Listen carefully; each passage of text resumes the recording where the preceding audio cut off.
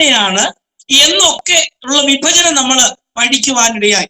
എന്നാൽ ചില പ്രധാനപ്പെട്ട അധ്യായങ്ങളുണ്ട്. 5-ാം അധ്യായം, 6-ാമത്തെ അധ്യായം, 11-ാമത്തെ അധ്യായം, ഇങ്ങനെ ചില അധ്യായങ്ങളുണ്ട് നമുക്ക് പരമപ്രധാനമായ അധ്യായങ്ങൾ. അതിൽ 5-ാമത്തെ അധ്യായം ഇസ്രായേലിന്റെ പാപസംബന്ധമായ ശിക്ഷയെക്കുറിച്ചുള്ള അധ്യായമാണ്.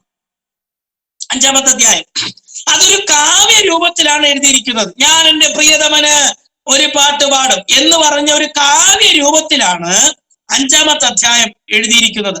ആ 5-ാമത്തെ അധ്യായത്തിന്റെ ഉള്ളടക്കം ഇത്രയേ ഉള്ളൂ.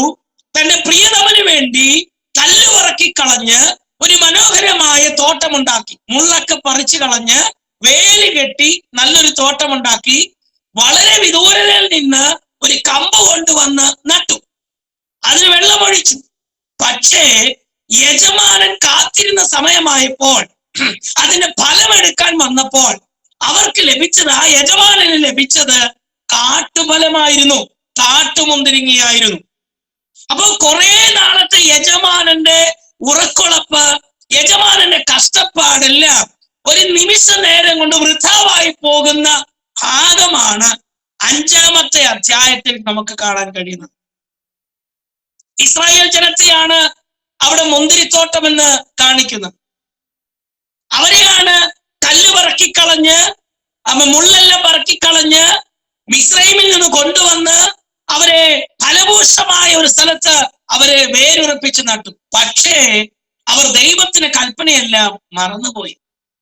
നമുക്കറിയാമല്ലോ, ആവർത്തന പുസ്തകം നമ്മൾ വായിക്കുമ്പോൾ ഇസ്രായേൽ ജനത്തോട് ദൈവം പറയുന്നൊരു വാക്കുണ്ട്: നിങ്ങൾ കനാൻ നാട്ടിൽ ചെല്ലും, പാലും തേനും ഒഴുകുന്ന ദേശത്ത് നിങ്ങൾ ചെല്ലും, നല്ല വീടുകൾ വെച്ചതിൽ പാർക്കും, നിങ്ങൾ വെട്ടിയിട്ടില്ലാത്ത ഉറവയിൽ നിങ്ങൾ വെള്ളം കുടിക്കും, നിങ്ങൾ നട്ടിട്ടില്ലാത്ത മുന്തിരിമരത്തിൽ നിന്ന്, തോട്ടത്തിൽ നിന്ന് നന്മ അനുഭവിക്കും, നിങ്ങൾ വെച്ചിട്ടില്ലാത്ത വീട്ടിൽ നിങ്ങൾ പാർക്കും. ഈ നന്മയൊക്കെ നിങ്ങൾ പ്രാപിക്കുമ്പോൾ കഴിഞ്ഞ 40 വർഷം നിങ്ങളെ നടത്തിയ ദൈവത്തെ നിങ്ങൾ മറന്നു പോകരുത്. പക്ഷേ ഇവിടെ സംഭവിച്ചത്, അവർ യഹോവയെ മറന്നു കളഞ്ഞു. അതുകൊണ്ട് പ്രവാചകൻ പറയുകയാണ്, നിങ്ങൾക്ക് അയ്യോ കഷ്ടം എന്ന് പറഞ്ഞ് പ്രവചിക്കുന്ന ഭാഗമാണ് 5-ാമത്തെ അധ്യായം. അതിന്റെ 5-ാം അധ്യായം 7-ാമത്തെ വാക്യം അവിടെ ഇങ്ങനെയാണ് എഴുതിയിരിക്കുന്നത്: സൈന്യങ്ങളുടെ യഹോവയുടെ മുന്തിരിത്തോട്ടം ഇസ്രായേൽ ഗൃഹവും അവന്റെ മനോഹരമായ നടുതല യഹൂദ പുരുഷന്മാരുമാകുന്നു. അവർ ന്യായത്തിനായി കാത്തിരുന്നു, എന്നാൽ ഇതാ അന്യായം, നീതിക്കായി നോക്കിയിരുന്നു, എന്നാൽ ഇതാ ഭീതി. ഈ പറഞ്ഞിരിക്കുന്ന വാക്കാണ് ഇന്നത്തെ ഇസ്രായേലിന്റെ അവസ്ഥ. ഏതാ ഈ 5-ാം അധ്യായത്തിലെ ആ അവസ്ഥ എന്താണ്? നീതി അന്വേഷിച്ചിരുന്നു, പക്ഷെ ഇവരിൽ നിന്ന് എന്തേ കിട്ടുന്നുള്ളൂ?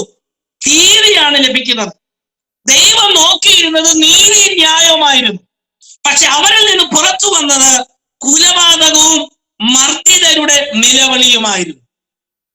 അപ്പൊ 5-ാം അധ്യായത്തിൽ ദൈവത്തിന്റെ ശാപം ഇസ്രായേൽ ജനത്തിന്റെ മുകളിൽ വീഴുവാനുള്ള 1-ാമത്തെ കാരണം, ദൈവം പ്രതീക്ഷിച്ചിരുന്ന നീതി ന്യായവും അവരിൽ നിന്ന് ലഭിച്ചില്ല.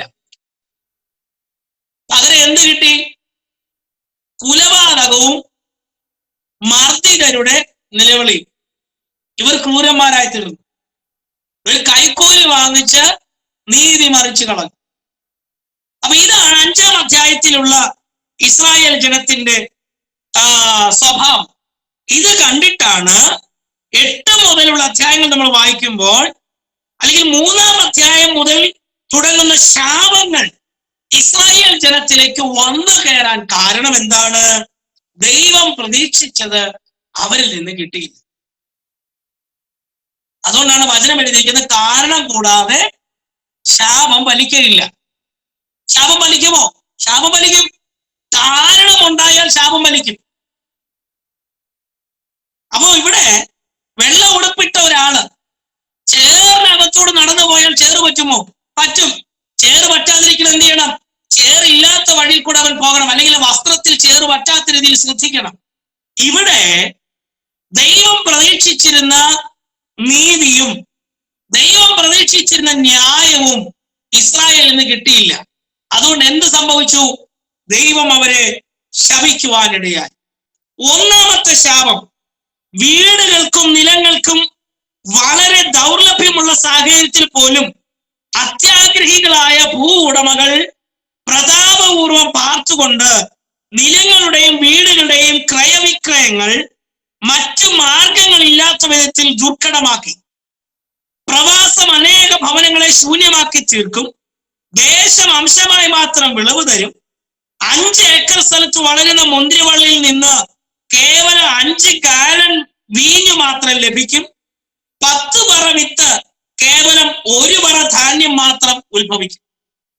ഒന്നാമത്തെ ശാപം എന്താണെന്നറിയാമോ? ക്രയവിക്രയങ്ങളിൽ ഇവർ പീഡനം നടത്തി. എന്ന് വെച്ച് കഴിഞ്ഞാൽ വലിയ പ്രതാപത്തോടെ ജീവിച്ചിരിക്കുന്ന ഭൂവുടമകൾ,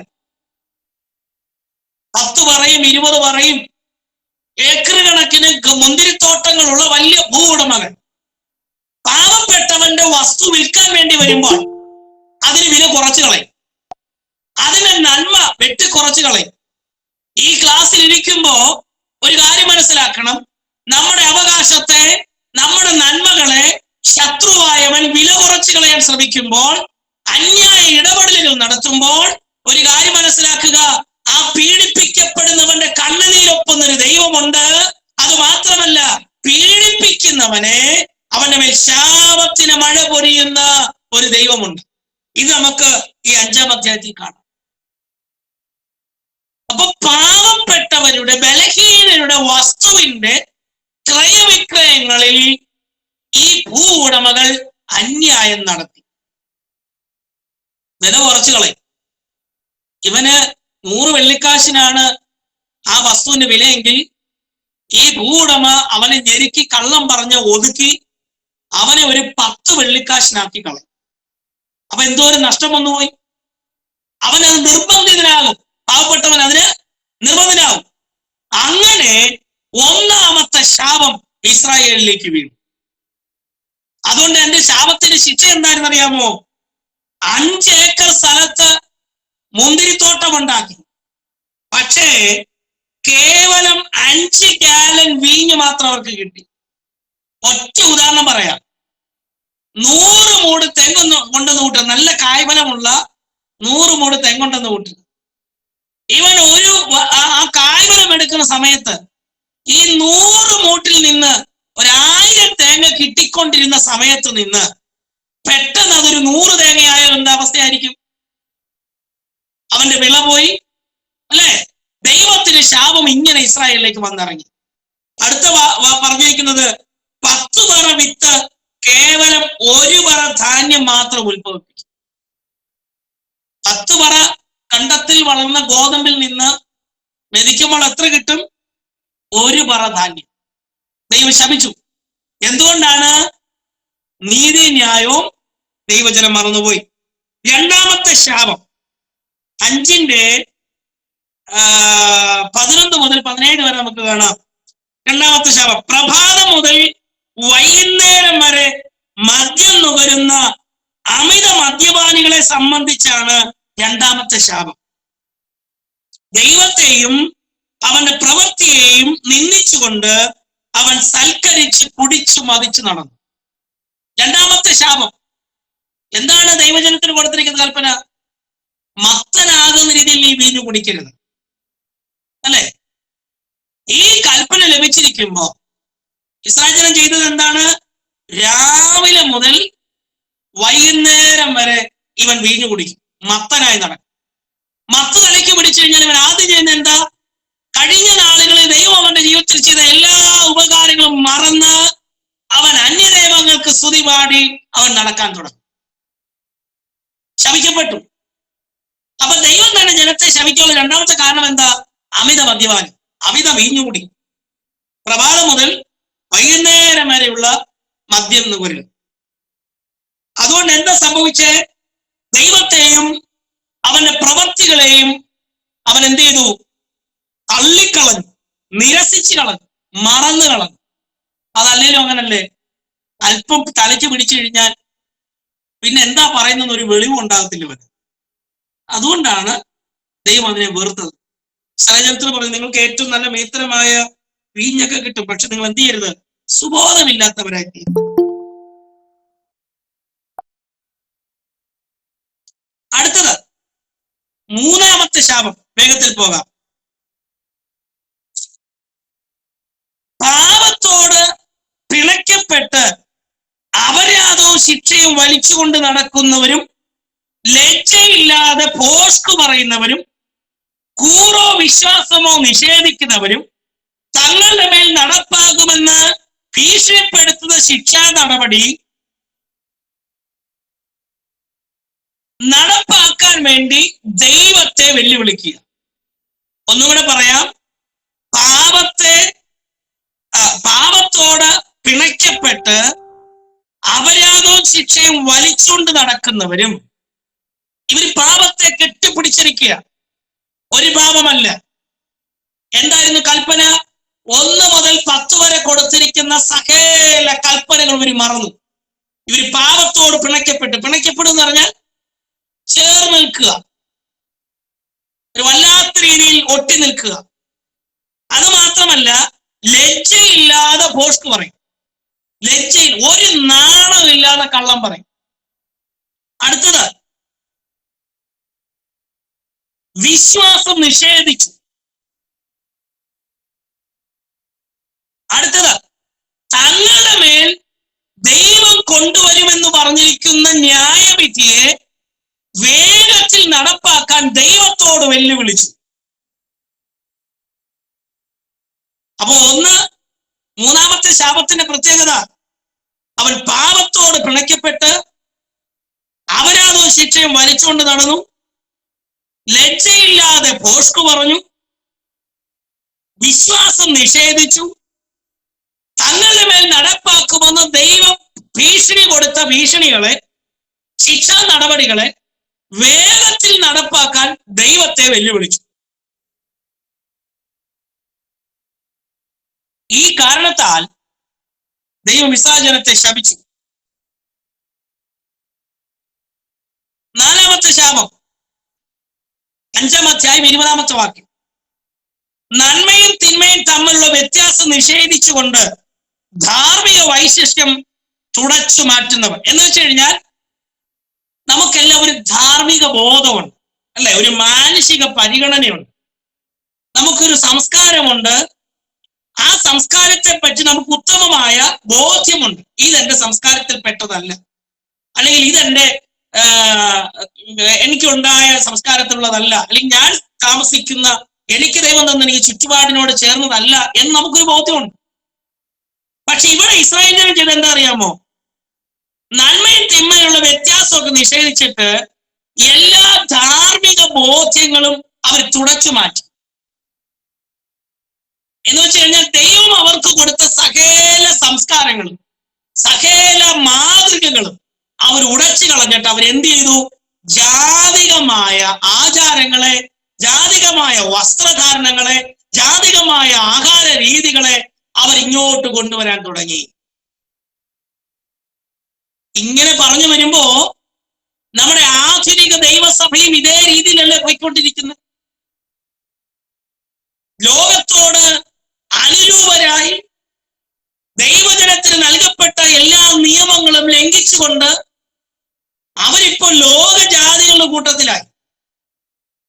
പണ്ട് ദൈവമക്കൾ ആരാണെന്ന് ഒറ്റ നോട്ടത്തിൽ മനസ്സിലാക്കാൻ പറ്റുമായിരുന്നു. എന്നാൽ ഇന്നോ മാറിപ്പോയി. കഴിഞ്ഞ ദിവസം ഞാൻ വേദനയോടെ കേട്ട ഒരു വാർത്ത, ഒരു വലിയ മനുഷ്യൻ, കേരളത്തിൽ വലിയ രീതിയിൽ ശുശ്രൂഷിച്ചിട്ടുണ്ടതിന് മനുഷ്യൻ, അദ്ദേഹം വിദേശത്ത് യാത്ര ചെയ്ത് അവിടെ ചെന്ന് യുവജനങ്ങൾ ഒരുക്കിയ ഒരു പ്രോഗ്രാമിൽ പോയി. അവിടെ മദ്യപിക്കുന്നു. എന്നിട്ട് അദ്ദേഹം പറഞ്ഞിരിക്കുന്നു, ഇവിടെ ഇത് കുഴപ്പമില്ല, ഇവിടുത്തെ സംസ്കാരം ഇങ്ങനെയാണ്. എന്നാൽ അത് കണ്ടുകൊണ്ട് നിന്ന ഒരു ദൈവദാസൻ പറഞ്ഞത്, ലോകത്തെവിടെ പോയാലും നമുക്ക് ദൈവം നൽകപ്പെട്ട ദൈവം തന്ന ഒരു കൽപ്പനയുണ്ട്. ആ കൽപ്പനയ്ക്കകത്ത് നിൽക്കണം, ആ ധാർമ്മിക ബോധത്തിനകത്ത് നിൽക്കണം. ഇല്ലെങ്കിൽ എന്ത് സംഭവിക്കും? താമസമിന ശാപത്തിന്റെ വാള് നമ്മുടെ മേളിൽ വീഴും. അപ്പൊ ഈ ക്ലാസ്സിൽ പറയുന്ന പ്രിയമുള്ളവരെ, ലോകത്തിലെ നന്മകൾക്ക് വേണ്ടിയോ അവസരങ്ങൾക്ക് വേണ്ടിയോ ദൈവം നമുക്ക് തന്നിരിക്കുന്ന ധാർമ്മിക ചുറ്റുപാടിൽ നിന്ന് നിങ്ങൾ ഇറങ്ങിപ്പോകരുത്. ഇത് നമുക്ക് വെച്ചുകൊണ്ട് പറയുകയാണ്. അടുത്ത 5-ാമത്തെ ശാപം 5:21. അവർ തങ്ങൾക്ക് തന്നെ ജ്ഞാനികളെന്ന് തോന്നുന്ന ദുരഭിമാനികളായി മാറി. തങ്ങൾക്ക് തന്നെ ജ്ഞാനികളെന്ന് തോന്നുന്ന ദുരഭിമാനികളായി മാറി. എന്തെങ്കിലുമൊക്കെ ഒന്നായിക്കഴിഞ്ഞാൽ അവർ പറയുന്ന ഞാനാണ് മിടുക്കൻ എന്ന് പറഞ്ഞ ചിലരെ നമ്മൾ കണ്ടിട്ടുണ്ട്, അല്ലേ? എന്നെ കഴിഞ്ഞില്ല വേറെ ആരും എന്ന് പറയുന്ന ചിലരുണ്ട്. എന്നാൽ ഇവിടെ അവരുടെ സ്വഭാവത്തിന് വന്ന മാറ്റം തങ്ങൾക്ക് തന്നെ ജ്ഞാനികളെന്ന് തോന്നുന്ന ദുരഭിമാനികളായി മാറി. 6-ാമത്തെ ശാപം കോഴ സ്വീകരിച്ച് നീതി മറിച്ചു കളയുന്ന മദ്യപാനത്തിൽ വീരന്മാരായ ന്യായാധിപന്മാരുണ്ടായി. കോഴ സ്വീകരിച്ച് അല്ലെങ്കിൽ കൈക്കൂലി സ്വീകരിച്ച് നീതി മറിച്ചു കളയുന്ന മദ്യപാനത്തിൽ വീരന്മാരായ ന്യായാധിപന്മാർ. സിമ്പിളായ മലയാളം നിങ്ങൾക്ക് മനസ്സിലായോ? കൈക്കൂലി കൊടുത്ത് പാവപ്പെട്ടവന്റെ നീതി മറിച്ചു കളയുന്ന വെള്ളവടി പ്രിയന്മാരായ ന്യായാധിപന്മാർ ഇന്നുണ്ടോ? നിങ്ങളൊന്ന് കണ്ണോടിച്ചു നോക്ക്. അപ്പൊ ഈ പറയപ്പെട്ട 6 ശാപങ്ങളും അന്ന് ഇസ്രായേലിൽ ഉണ്ടായി. ഇന്ന് ഇവിടെയും നമ്മുടെ ഇടയിലും നമുക്ക് ചുറ്റുപാട് ഇതൊക്കെ കാണാം. അപ്പൊ ഇസ്രായേൽ ജനത്തിന് ഈ ശാപത്തിൽ ഇസ്രായേൽ ജനം ഇറങ്ങിയപ്പോൾ ദൈവം അവർക്ക് കൊടുത്തൊരു ശിക്ഷ എന്താണെന്നറിയാമോ? ദൈവം അവരോട് പറഞ്ഞു, നിങ്ങളെ അശൂര് വന്ന് നിങ്ങളെ കീഴ്പ്പെടുത്തും, നിങ്ങൾ അറിഞ്ഞിട്ടില്ലാത്തൊരു ജാതി നിങ്ങളെ കീഴ്പ്പെടുത്തും. എന്താ സംഭവിച്ചത്? കല്ലിന്മേൽ കല്ല് ശേഷിക്കാതെ എല്ലാം ഇടിച്ചു നശിപ്പിച്ചുകൊണ്ട്, തീയിട്ട് നശിപ്പിച്ചുകൊണ്ട്, യൗവനക്കാരെയൊക്കെ കൊന്നൊടുക്കിക്കൊണ്ട് അശൂര്യർ വന്ന് ഇവരെ കീഴ്പ്പെടുത്തി കളഞ്ഞു. ബാക്കിയുള്ളവരെ അടിമയായി പിടിച്ചുകൊണ്ട് പോയി. അതിന് കഴിഞ്ഞ് ബാബേൽ കയറി വന്നു, ബാബിലോൺ കയറി വന്നു. അവര് വന്ന് ഇസ്രായേൽ ജനത്തെ അടിമയാക്കി. വേദപഠിതാക്കൾ വേദശാസ്ത്രജ്ഞന്മാർ പറഞ്ഞിരിക്കുന്നത് ഗർഭിണികളെ വയറ് കീറി കൊന്നുകളഞ്ഞു, കൊച്ചു കുഞ്ഞുങ്ങളെ പാറമേലടിച്ചു കൊന്നുകളഞ്ഞു, വാർദ്ധക്യത്തിലെത്തിയവരെ കഴുത്തു വെട്ടി കൊന്നുകളഞ്ഞു. യൗവനക്കാരായിരിക്കുന്ന ചെറുപ്പക്കാർ ആൺപിള്ളാരെയും പെൺപിള്ളാരെയും നഗ്നരാക്കി തെരുവിൽ കൂടെ നടത്തി. യൗവനക്കാരെ നഗ്നരാക്കി ബാബേലിലേക്ക് ചങ്ങലയിട്ട് കയറിട്ട് കെട്ടി അടിമയാക്കി കൊണ്ടുപോയി. ലോകം കണ്ടതിൽ വെച്ച് ഏറ്റവും വലിയ ആക്രമണത്തിന് അവർ ഇരയായിത്തീർന്നു. ഒറ്റ കാര്യമാണ് അതിന് കാരണം: ദൈവത്തെ മറന്നുപോയി, ദൈവത്തിന്റെ കൽപ്പന മറന്നുപോയി. അതുകൊണ്ട് പ്രിയമുള്ളവരെ, 5-ാം അധ്യായത്തിൽ നമ്മൾ വായിച്ചു വിടുകയല്ല, നമ്മുടെ യഹോവ ദഹിപ്പിക്കുന്ന അഗ്നി കൂടെയാണ് എന്ന് നമ്മൾ ക്ലാസ്സിൽ നിന്ന് ഓർക്കണം. അവൻ നമ്മളെ ആഴമായി സ്നേഹിക്കുന്ന ദൈവമൊക്കെയാ, ശരിയാ, ഒത്തിരി സ്നേഹിക്കുന്ന കർത്താവാ, നമ്മളെ ലാളിക്കുന്ന കർത്താവാ. അവന്റെ മടിയിലിരുത്തി നമ്മളെ ലാളിക്കും. ഒരു മകൻ ചോദിച്ചാൽ അപ്പം ചെയ്തു കൊടുക്കുന്നവരൊക്കെ കർത്താവ് നമുക്ക് ചെയ്തു തരും. പക്ഷേ ആ നന്മകളെ മറന്നാൽ, കൽപ്പനകളെ മറന്നാൽ, വാക്കെഴുതിയിരിക്കുന്നു, അവൻ ശിക്ഷിക്കുന്ന ദൈവം കൂടെയാണ്. ഇതാണ് 5-ാം അധ്യായത്തിൽ ഇസ്രായേലിന്റെ പാപസംബന്ധമായ ശിക്ഷ അവർക്ക് ലഭിച്ചത്. എന്നാൽ 6-ാം അധ്യായത്തിലേക്ക് വരുമ്പോൾ അതിന്റെ ഒരു മറുപടിയാണ് കാണാൻ കഴിയുന്നത്.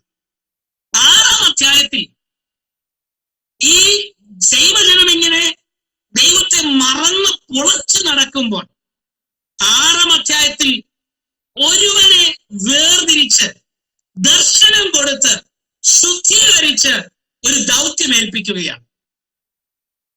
ഞാൻ ഇന്നൊരു ഒരു ദൂത് നിങ്ങളോട് പറയാം. നിങ്ങൾ മറ്റുള്ളവരിൽ നിന്ന് വ്യത്യസ്തരായാൽ ദൈവിക ദർശനം നിങ്ങൾക്ക് കാണുകയും അവന്റെ അസാധാരണമായ വെളിപ്പാട് നിങ്ങൾക്ക് പ്രാപിക്കുകയും ശുശ്രൂഷകൾ നേടിയെടുക്കുകയും ചെയ്യും. ഉൽപ്പത്തി പുസ്തകത്തിൽ നോഹയ്ക്ക് കൃപ ലഭിച്ചു, അല്ലെ? ഏത് കാലത്ത്? ഭൂമിയിൽ വഷളത്വം പ്രബലപ്പെട്ട് സ്വർഗത്തിൽ ദൈവത്തിന് പോലും ഇരിക്കാൻ പറ്റാത്ത രീതിയിൽ വഷളത്വം പെരുകിയപ്പോൾ അവരിൽ നിന്ന് വ്യത്യസ്തനായി നോഹ നിന്നതുകൊണ്ട് നോഹയ്ക്ക് ദൈവം കൃപ കൊടുത്തു.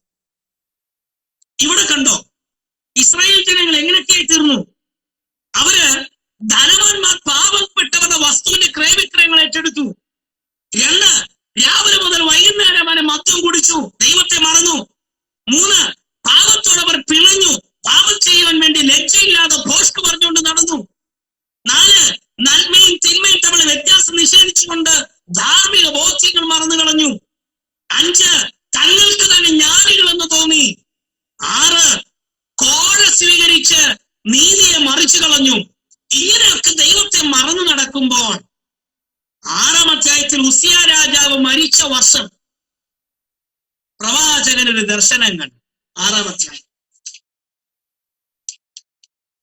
യെശയ്യാ പ്രവാചന പുസ്തകത്തിലെ അതിപ്രധാനമായ ഒരു അധ്യായമാണ് ഈ 6-ാം അധ്യായം.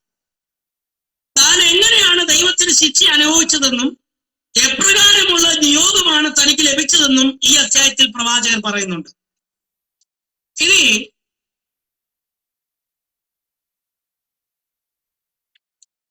പ്രധാനമായ 4 കാര്യങ്ങളാണ് ഈ അധ്യായത്തിൽ നമുക്ക് മനസ്സിലാക്കാൻ കഴിയുന്നത്. ഏതധ്യായത്തിലാ? 6-ാം അധ്യായത്തിൽ പ്രധാനമായ 4 കാര്യങ്ങളാണ്. 1, സ്വന്തം പാപത്തെക്കുറിച്ച് ഒരുവന് ബോധ്യം വരുന്നത് ദൈവമഹത്വം ദർശിക്കുമ്പോഴാണ്.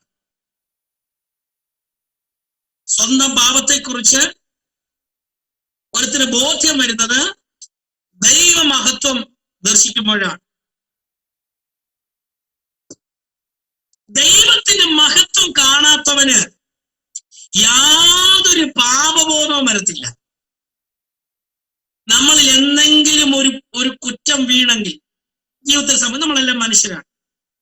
പെട്ടെന്നൊരു ഭാരവും വേദനയും ദുഃഖവും തോന്നുന്നെങ്കിൽ മനസ്സിലാക്കുക, അത് ദൈവത്തിന്റെ സന്ദർശനമാണ്, ദൈവത്തിന്റെ മഹത്വം കാണാൻ വേണ്ടിയാണ്. എന്നാൽ ഈ ദൈവത്തിന്റെ മഹത്വം കാണാത്തവന് യാതൊരു കുറ്റബോധം കാണത്തില്ല. അവൻ പിന്നെയും പാപം ചെയ്തു പോകും. 1, സ്വന്തം പാപത്തെക്കുറിച്ച് ഒരു ബോധ്യം വരുന്നത് ദൈവത്തിന്റെ മഹത്വം ദർശിക്കുമ്പോഴാണ്. 2, ദൈവമഹത്വം ദർശിക്കുന്നവൻ സ്വന്തം അശുദ്ധി മനസ്സിലാക്കും. ദൈവമഹത്വം ദർശിക്കുന്നവൻ സ്വന്തം അശുദ്ധി മനസ്സിലാക്കും. 6-5 അവിടെ അവൻ പറയുന്നുണ്ട്, ഞാൻ ശുദ്ധിയില്ലാത്ത തരമുള്ള ഒരു മനുഷ്യൻ. വായിച്ചിട്ടില്ലേ? അപ്പൊ ഇവിടെ ദൈവമഹത്വം ദർശിക്കുന്നവൻ എന്ത് മനസ്സിലാകും? സ്വന്തം അശുദ്ധി. അതുകൊണ്ടാണ് വിശുദ്ധ മേശ ആചരിക്കുമ്പോൾ നമ്മൾ വായിക്കുന്നത്, കൊരിന്ത്യർക്ക് വായിക്കുന്നത്, അവനവൻ തന്നെത്താൻ ശോധന ചെയ്തിട്ട് വേണം ഈ അപ്പം തിന്നുകയും ഈ പാനപാത്രം കുടിക്കുകയും ചെയ്യാൻ. നീ തന്നെത്താൻ ശോധന ചെയ്യുമ്പോൾ നിനക്ക് കുറ്റബോധം തോന്നുന്നെങ്കിൽ അത് ദൈവം നിനക്ക് ബാലശിക്ഷ അടിക്കുകയാകുന്നു. അത് ഏറ്റു പറഞ്ഞ് ഉപേക്ഷിച്ചിട്ട് വേണം നീ മേശമേൽ കൈനീട്ടാൻ. കുറ്റബോധം ഉണ്ടാകും. ദൈവമഹത്വം ദർശിക്കുന്നവന് സ്വന്തം അശുദ്ധിയെക്കുറിച്ച് കുറ്റബോധം ഉണ്ടാകും. പ്രാർത്ഥിക്കാൻ ഇരിക്കുമ്പോൾ, ആരാധിക്കാൻ ഇരിക്കുമ്പോൾ, വിശുദ്ധ മേശയ്ക്ക് മുൻപിൽ ഇരിക്കുമ്പോൾ, പ്രസംഗിക്കാൻ നിൽക്കുമ്പോൾ എന്തെങ്കിലും കുറ്റബോധം തോന്നുന്നെങ്കിൽ മനസ്സിലാക്കണം, ദൈവത്തിന് മഹത്വം നമ്മൾ വ്യാപരിക്കുന്നുണ്ട്. ആ മഹത്വം കണ്ടതുകൊണ്ടാണ് നിനക്ക് ആ ഭാഗ്യമുണ്ടായെന്ന് മനസ്സിലാക്കണം. 3,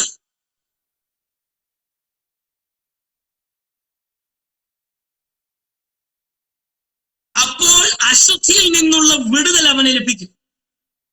അശുദ്ധിയിൽ നിന്നുള്ള വിടുതൽ ലഭിക്കും.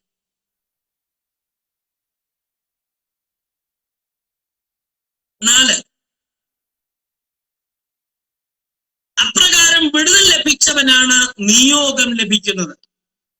അപ്രകാരം വിടുതൽ ലഭിച്ചവനാണ് നിയോഗം ലഭിക്കുന്നത്. 6-8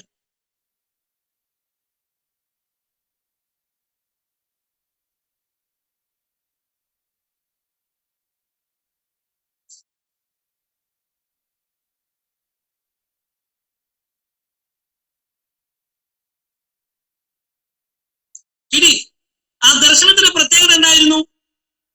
ഞാൻ ഇതുവരെ ഇസ്രായേലിൽ കണ്ടിട്ടുള്ളത് ഉസിയ രാജാവിന്റെ ഏറ്റവും ഉയർന്ന സിംഹാസനമാണ്. ഏറ്റവും ഉയർന്ന ഇസ്രായേലിലെ സിംഹാസനം വച്ച് ഭരിച്ചിരുന്ന രാജാക്കന്മാരിൽ ഏറ്റവും ഉയർന്ന സിംഹാസനം വെച്ചിരുന്ന ഒരു രാജാവായിരുന്നു ഉസിയ രാജാവ്. എന്നാൽ താൻ കണ്ട ദർശനം ഉസിയ രാജാവിന്റെ സിംഹാസനത്തെക്കാൾ വലിയ സിംഹാസനവും അതിൽ ഇരിക്കുന്നവന്റെ ദർശനവുമാണ്. എന്ന് വെച്ച് കഴിഞ്ഞാൽ താൻ ഇതുവരെ കണ്ടിട്ടില്ലാത്ത ഒരു സിംഹാസനം, ഇതുവരെ കണ്ടിട്ടില്ലാത്ത ഒരു രാജപ്രൗഢി, ഇതുവരെ കണ്ടിട്ടില്ലാത്ത ഒരു അസാധാരണമായ തിളക്കം, ഒരു ശോഭ, ഒരു വല്ലാത്ത അന്തരീക്ഷം ഈ സിംഹാസനത്തിൽ നിന്നുണ്ടായി. അതുകൊണ്ട് അവൻ മനസ്സിലാക്കി, ഉയർന്നും പൊങ്ങിയുള്ള സിംഹാസനത്തിൽ ഇരിക്കുന്നത് വേറെ ആരുമല്ല, ഇസ്രായേലിന്റെ ദൈവമായിരിക്കുന്ന യഹോവയാണെന്ന് അവൻ മനസ്സിലാക്കി. ആ മഹത്വം അവൻ കണ്ടപ്പോൾ അവനിൽ കുറ്റബോധമുണ്ടായി. ആ കുറ്റബോധമുണ്ടായപ്പോൾ അവൻ അത് ഏറ്റുപറഞ്ഞപ്പോൾ അവൻ അതിനൊരു പ്രായശ്ചിത്തം ലഭിച്ചു. ദൂതൻ കൊടി കൊണ്ട് അവനെ തൊട്ടു. അടുത്ത വാക്ക് അവന്റെ ദൂതിന്റെ ശൈലി മാറാൻ തുടങ്ങി. അപ്പൊ ഇന്ന് ക്ലാസ്സിൽ ഇരിക്കുന്ന ദൈവജനം മനസ്സിലാക്കേണ്ടുന്നത്, നിന്റെ ആരാധനയിൽ ദൈവമഹത്വം വെളിപ്പെട്ടാൽ, നമ്മുടെ കുറവുകൾ വെളിപ്പെട്ടത് ഏറ്റുപറഞ്ഞ് ദൈവസ്ഥിതിയിൽ നിരപ്പ് പ്രാപിച്ചാൽ, വിശദീകരണം പ്രാപിച്ചാൽ, അവൻ നിന്നെ തൊട്ട് കഴിഞ്ഞാൽ നീ പറഞ്ഞ ദൂതകൾക്ക് അവൻ ഒരു വിശാലത വരും, ശുശ്രൂഷയുടെ തലത്തിനൊരു മാറ്റമുണ്ടാകും. അപ്പൊ ഇന്ന് ക്ലാസ്സിൽ ഇരിക്കുമ്പോൾ പ്രാർത്ഥിക്കണം, കർത്താവേ, ആ അസാധാരണമായ വെളിപ്പാട് എനിക്കും കൂടെ ഒന്ന് കാണണം. ആ വെളിപ്പാട് കണ്ടാൽ കർത്താവ് എന്നിലുള്ള കുറവുകൾ എന്താണെന്ന് എനിക്ക് ബോധ്യമാകും. അത് ഞാൻ ഉപേക്ഷിച്ചു കഴിഞ്ഞാൽ നിന്റെ ഇടപെടൽ ഉണ്ടാകുമെന്ന് എനിക്ക് ഉറപ്പുണ്ട്. ഈ പണ്ട കാലത്തൊക്കെ, എന്റെയൊക്കെ ചെറുപ്പകാലത്ത് ഏതെങ്കിലും വലിയ പ്രവാചകന്മാര് വരുമ്പോ അന്ന് ഭയങ്കര പ്രാർത്ഥനയാ, കർത്താവേ, കുറവുകളൊന്നും എന്ത് ചെയ്യരുത്, വെളിപ്പെടുത്തരുത്. ഈ കോളേജിൽ, ബൈബിൾ കോളേജൊക്കെ പഠിക്കുമ്പോ മാസത്തിൽ ഒരു ഉപവാസ പ്രാർത്ഥന, 3 ഉപവാസ പ്രാർത്ഥന ഉണ്ട്. രണ്ടാമത്തെ 3-ാം ദിവസം പ്രവാചകന്മാര് വരുമ്പോ സീനിയേഴ്സ് പറയും, പച്ചനെയും കത്രിയും പോലത്തെ പ്രവാചകന്മാരാ, എല്ലാം വിളിച്ചു പറയുമെന്ന് പറയുമ്പോഴത്തേക്ക് അതുവരെ മുൻപിൽ നിന്ന ചേട്ടന്മാരെല്ലാം പുറകോട്ട് വലി. എന്നാൽ അവിടെ വന്ന ഒരു ദൈവാസം പറഞ്ഞ വാക്ക് എന്നെ വല്ലാതെ ചിന്തിപ്പിക്കാൻ ഇടയായി. നിങ്ങളെല്ലാം പ്രാർത്ഥിച്ച പ്രാർത്ഥന ഒന്നും വെളിപ്പെടുത്തല്ലേ കർത്താവേ എന്നല്ലേ? ശരിയാ. അപ്പൊ പുള്ളിക്കെല്ലാം വെളിപ്പെട്ടു. പകരം നിങ്ങൾ പ്രാർത്ഥിക്കേണ്ട പ്രാർത്ഥന, കർത്താവ് എന്നിലുള്ള കുറവുകൾ നീ വെളിപ്പെടുത്തി എനിക്കത് ക്രമീകരിക്കാൻ അവസരം തരണം എന്ന് പ്രാർത്ഥിച്ചാൽ നിങ്ങൾ ഇവിടുന്ന് ഇറങ്ങുന്നത് വില്ലന്മാരായിരിക്കും, അല്ലെങ്കിൽ ശ്രേഷ്ഠന്മാരായിരിക്കും എന്ന് പറഞ്ഞു. അത് ഏറ്റെടുത്തു. അന്ന് തൊട്ട് പ്രാർത്ഥിക്കുന്ന പ്രാർത്ഥന, ഒരു ദൈവാസനം വരുന്നു എന്ന് കേൾക്കുമ്പോൾ, കർത്താവേ, നമ്മുടെ ജീവിതത്തിൽ കുറവുകളൊന്ന് വെളിപ്പെടുത്തണേ, അതൊന്ന് ക്രമീകരിക്കാൻ. പ്രിയമുള്ളവരെ, അങ്ങനെ പ്രാർത്ഥിച്ചാൽ ഉസിയാവ് ദൈവത്തിന് ശാപം ഏറ്റുവാങ്ങി മരിച്ചയാണ്ടി പ്രവാചകൻ ശുദ്ധീകരണം പ്രാപിച്ച് ദൈവമഹത്വം കണ്ടു. ഈ കാലഘട്ടം അങ്ങനല്ലേ? ഉസിയാക്കന്മാരുടെ ഭരണകാലമല്ലേ ഇപ്പൊ നടക്കുന്നത്? ദൈവത്തിന്റെ തേജസ്സിനെ തുച്ഛമാക്കിയിരിക്കുന്ന ഈ കാലഘട്ടത്തിൽ ദൈവിക ദർശനം കണ്ട് കർത്താവിനോട് പ്രയോജനപ്പെടുന്ന ധീര പടയാളികൾ വേണം ഈ സെമസ്റ്റർ കഴിഞ്ഞ് ഇറങ്ങിപ്പോകാൻ. നിസാരന്മാരായിട്ട് ഇറങ്ങരുത്. അഭിഷേകം പ്രാപിച്ച് അവന്റെ അസാധാരണമായ സ്പർശനം ഏറ്റുവാങ്ങി ധീരമാരായി നിങ്ങൾ പുറത്തിറങ്ങണം. അതാണ് ഞങ്ങളുടെ ധൈര്യവും ഞങ്ങളുടെ പ്രത്യാശയും എന്ന് പറയുന്നത്. ഞങ്ങൾക്ക് വലിയ ബിൽഡിംഗ് ഉണ്ടാകുന്നതോ കോളേജിൽ ഒത്തിരി വലുതാകുന്നതല്ല.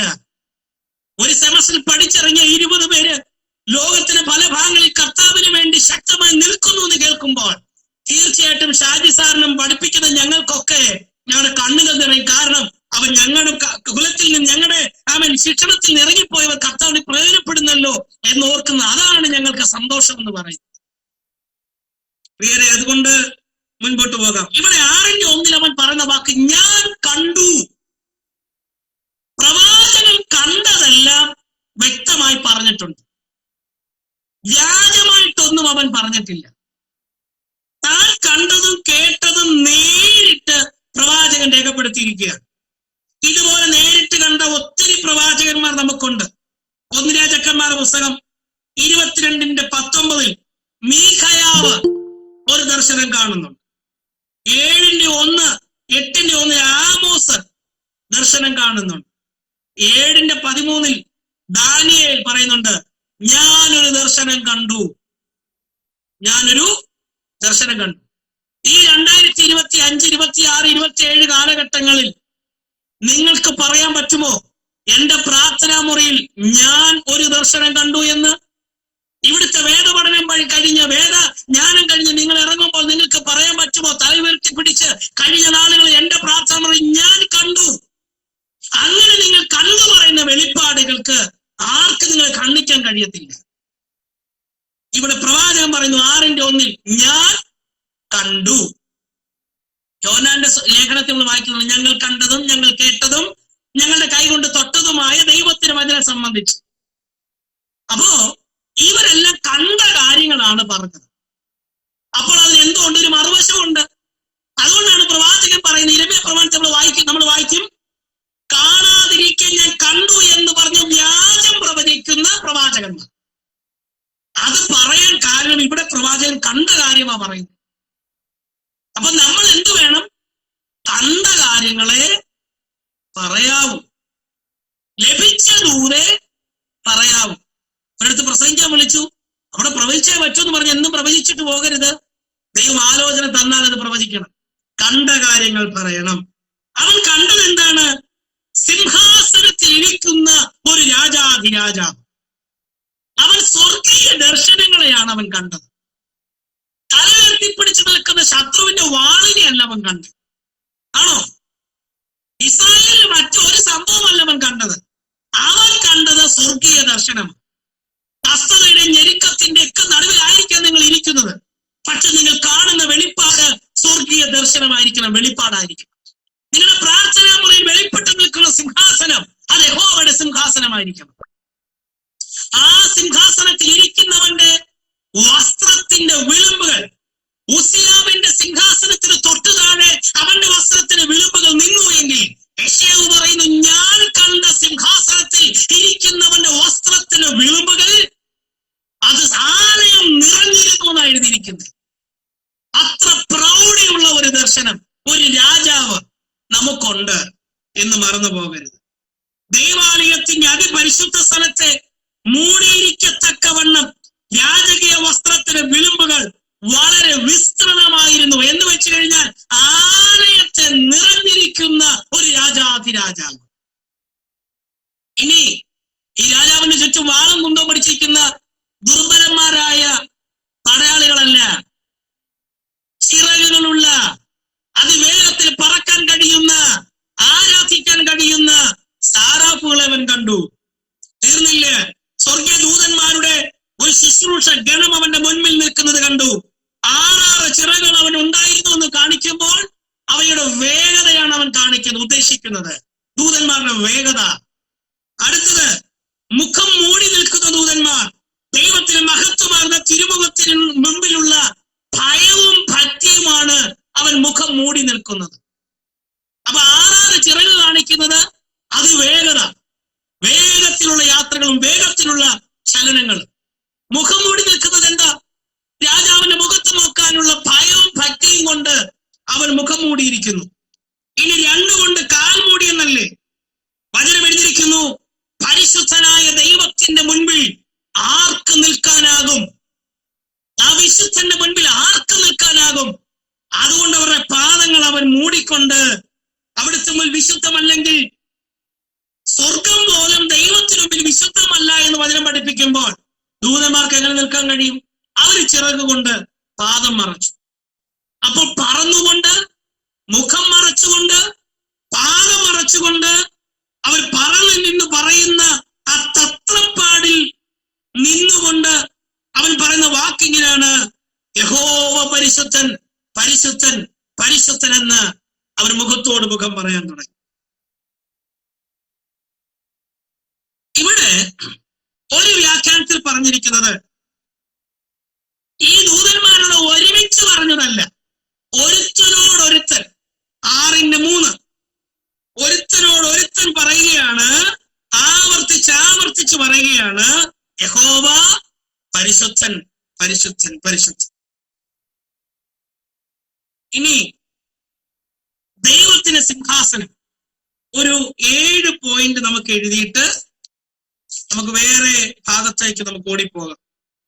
1, ദൈവം സിംഹാസനത്തിൽ ഇരിക്കുന്നതായി 14 പ്രാവശ്യം വചനത്തിൽ കാണാൻ കഴിയുന്നുണ്ട്. ദൈവം സിംഹാസനത്തിൽ ഇരിക്കുന്നതായി 14 പ്രാവശ്യം തിരുവചനത്തിൽ കാണാൻ കഴിയുന്നുണ്ട്.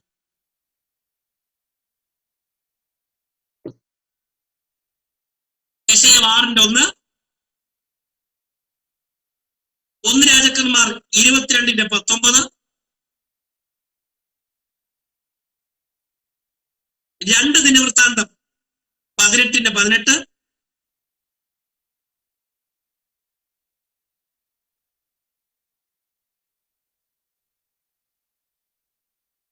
സങ്കീർത്തനം 9:4,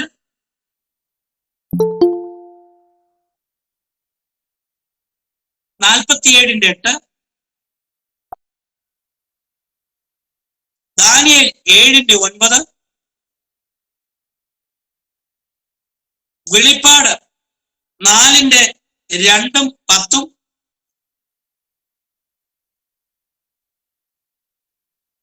5:1, 7, 13, 6:16, 19:4, 21:5. ഒന്നും കൂടെ പറയാം കേട്ടോ.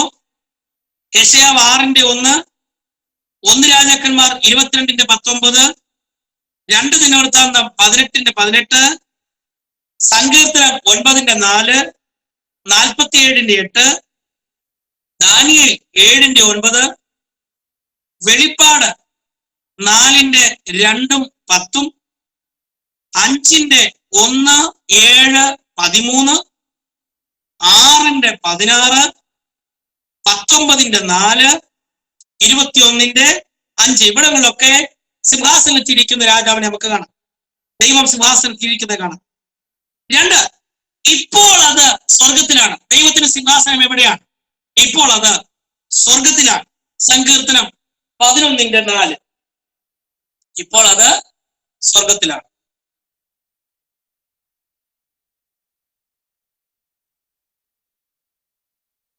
ഇനി 3, നിന്റെ സിംഹാസനം എന്ന് അതിനെ വിളിച്ചിരിക്കുന്നു.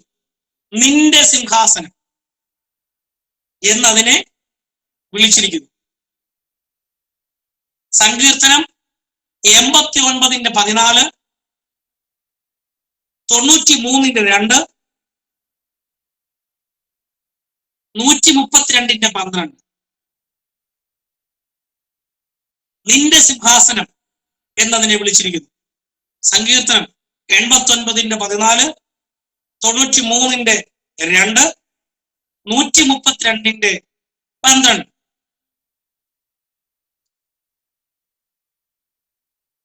ഇനി 4, അവന്റെ സിംഹാസനം. അവന്റെ സിംഹാസനം. സങ്കീർത്തനം 97:2. ഈ സങ്കീർത്തനം എന്ന് നീട്ടിപ്പിടിച്ചെഴുതണ്ട, സംഗീ എന്ന് എഴുതിയാൽ മതി. സങ്കീർത്തനം 97:2, 103:19, 132:12, ദാനിയേൽ 7:9, വെളിപ്പാട് 1:4, 3:21, 12:5.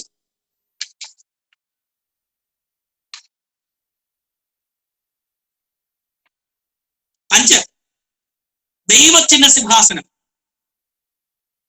5, ദൈവത്തിന്റെ സിംഹാസനം.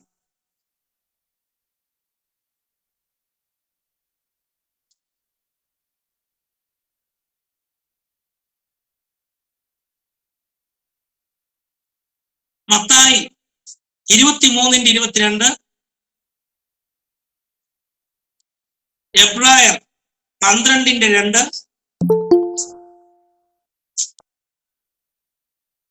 വെളിപ്പാട് 7:9 മുതൽ 17 വരെ,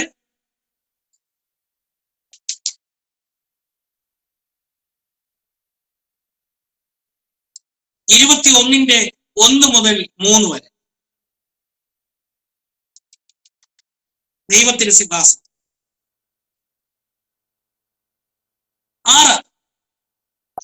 ഇതിനെ കൃപാസനം എന്നറിയപ്പെടുന്നുണ്ട്. കൃപാസനം ഏതാ? ഈ എറണാകുളത്ത് കിട്ടുന്ന കൃപാസനം അല്ല, അങ്ങനെ ആരും തെറ്റിദ്ധരിക്കുന്നു. കൃപാസനം എന്നറിയപ്പെടുന്നു. എബ്രായർ 4:16. എബ്രായർ 4:7. മഹിമാസനം. മഹിമാസനം എബ്രായർ 8:1.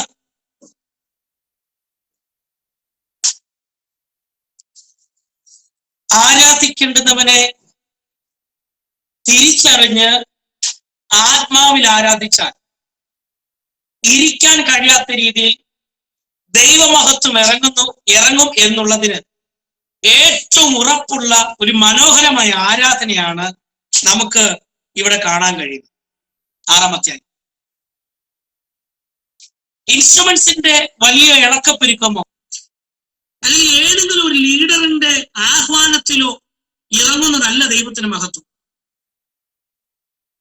നമ്മുടെ ആരാധന അഭിനയമാകരുത്, നമ്മുടെ ആരാധന ജീവിതമാകണം.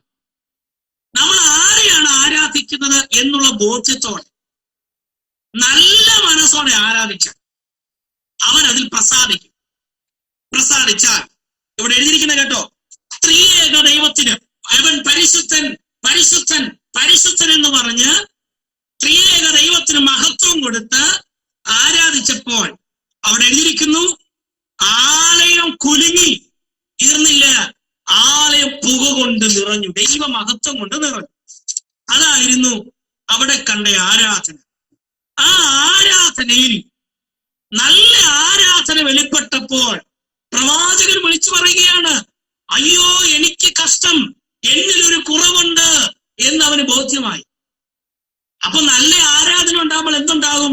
കുറ്റബോധം ഉണ്ടാകും, ഒരു കുത്തുകൊള്ളും. ചിലര് പറഞ്ഞിട്ടില്ലേ, അവൻ എന്നെ വചനം കൊണ്ട് കുത്തിയെന്ന്. വെറുതെയാ. കുത്തുകൊണ്ടെങ്കിൽ നിനക്ക് എന്തോ ഒരു കുഴപ്പമുണ്ടെന്ന് മനസ്സിലാക്കി. ചിലരുണ്ട് തെരഞ്ഞു പിടിച്ച് കുത്താൻ നടക്കുന്നവരുണ്ട്, അത് ഇരുവായത്തുള്ള വാള, അത് കിട്ടിക്കോളും. പക്ഷേ ഒരാൾ വചനം പ്രസംഗിക്കുമ്പോ നമുക്കൊരു കുത്തുകൊണ്ടെങ്കിൽ അയ്യോ അതെന്നെ പറ്റിയാണോ എന്ന് ചിന്തിക്കുമ്പോ മനസ്സിലാക്കിക്കോണം, അത് നമ്മൾ ക്രമീകരിക്കേണ്ട ഒരു കാര്യമാണ്. ഇവിടെ നല്ല ആരാധന വെളിപ്പെട്ടപ്പോ പ്രവാചകൻ പറഞ്ഞ ബഹളമുണ്ടാക്കിയതല്ല. അവർ പറയണം, അയ്യോ എന്റെ ജീവിതത്തിന് ഒരു കുറവുണ്ട്. അവരത് വിളിച്ചു പറഞ്ഞു, ഞാൻ ശുദ്ധിയില്ലാത്ത അധരമുള്ള മനുഷ്യൻ. മറച്ചു വെച്ചോ, ദൈവസന്നിധിയിൽ ഒന്നും മറവല്ല, അത് ഏറ്റു പറഞ്ഞ ഉപേക്ഷിക്കാൻ തയ്യാറാക്കി. അവൻ വിളിച്ചു പറഞ്ഞു, എന്നിൽ ഇന്ന കുറവുണ്ട്. വിളിച്ചു പറഞ്ഞപ്പോൾ എന്താ സംഭവിച്ചത്? യാഗപീഠത്തിൽ നിന്ന് അവനൊരു പരിഹാരം കിട്ടി. നമ്മുടെ ജീവിതത്തിലെ കുറവുകളെ മനുഷ്യനോടല്ല പറയേണ്ടത്, നിങ്ങൾ നേതാക്കന്മാരോടോ കൂട്ടുകാരോടോ അല്ല പറയേണ്ടത്. ആ കൂട്ടുകാരൊന്ന് പിണങ്ങി കഴിയുമ്പോൾ ഈ രഹസ്യം നാട് മുഴുവൻ അറിയും, അത് മറന്നു പോകരുത്. അതിനേക്കാൾ നല്ലത് സ്വർഗ്ഗസ്ഥനായ പിതാവിന്റെ കർത്താവേ, എന്റെ ജീവിതത്തിൽ ഇങ്ങനെ കുറവ് സംഭവിച്ചു, നീ ക്ഷമിക്കണേ എന്ന് പറഞ്ഞ് അവന്റെ സന്നിധിയിലേക്ക് ഏറ്റു പറഞ്ഞ ഒരു തുള്ളി കണ്ണുനീരൊന്ന് ഒഴുക്കിയാൽ വചനെഴുതിയിരിക്കുന്നത്, യാഗപീഠത്തിൽ നിന്ന് ഒരു കൊടില് കൊണ്ടുവന്ന് ഒരു കനല് വന്ന് നിനക്കൊരു വിടുതലാകും. അപ്പൊ ആരാധനയിൽ ആലയത്തിൽ നിന്ന് നമുക്കൊരു വിടുതലുണ്ടാകും. അപ്പൊ നമ്മുടെ ആരാധനയിൽ എവിടെ വിടുതലുണ്ടാകണം? എവിടെ ആരാധിക്കുന്നോ അവിടെ വെച്ച് നിനക്കൊരു വിടുതലുണ്ടാകും. ഒന്ന്, ആരാധനയിൽ കുറ്റബോധമുണ്ടാകും. 2, ആരാധനയിൽ എന്തുണ്ടാകും?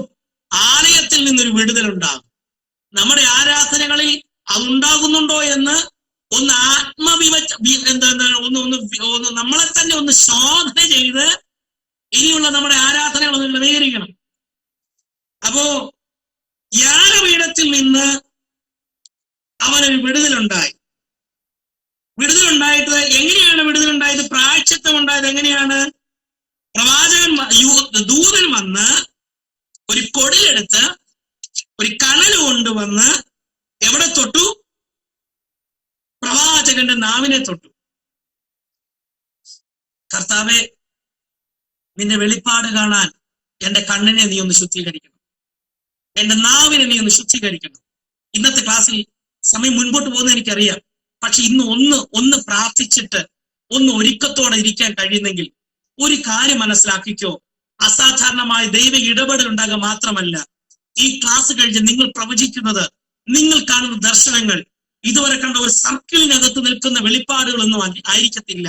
വിശാലമായ രാജാക്കന്മാരെ കുറിച്ചുള്ള അസാധാരണമായ വെളിപ്പാടുകൾ ദൈവം നിങ്ങൾക്ക് നൽകത്തില്ല. അതുകൊണ്ട് ഇന്ന് രാത്രി അതിനു വേണ്ടി നമ്മൾ ഒന്ന് തയ്യാറാകണം. ഓക്കെ, ഇതാണ് നമുക്ക് 6-ാം അധ്യായത്തിൽ അവൻ ദൂതൊക്കെ പിന്നെ പറയാൻ തുടങ്ങി. അതിനുശേഷം 7-ാമത്തെ അധ്യായത്തെ കുറിച്ച് നമ്മൾ എന്താ പഠിച്ചത്? 7-ാമത്തെ അധ്യായത്തിന്റെ പ്രത്യേകത എന്താ? 7-ാം അധ്യായത്തിന്റെ പ്രത്യേകത എന്താ? അതിൽ മിശിഹായുടെ അധ്യായം തുടങ്ങുകയാണ് അല്ലെ? മശിഹായെ കുറിച്ചുള്ള പ്രവചനം തുടങ്ങുകയാണ്. അങ്ങനല്ലേ നമ്മൾ പഠിച്ചത്?